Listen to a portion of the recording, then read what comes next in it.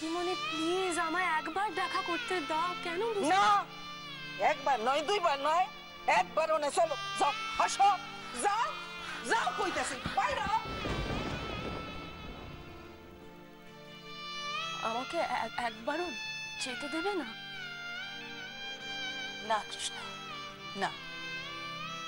আর কিছুদিন বাদে যখন সবকিছু শেষই হয়ে যাবে, তখন মায়াবাড়ি আর কি লাভ বলো তো?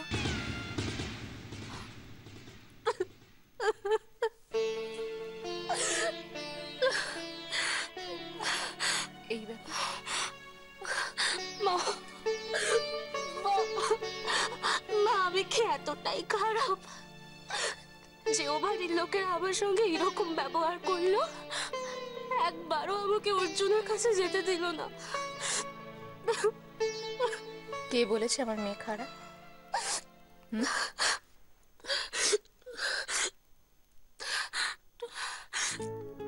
শুধু একটু ছেলে মানুষ। তুই ওই বাড়ির সকলের উপর রাগ করছিস, কিন্তু এবার ভেবে দেখ তো, তোরা দুজনে যা করেছিস ওনারা কতটা কষ্ট পেয়েছেন।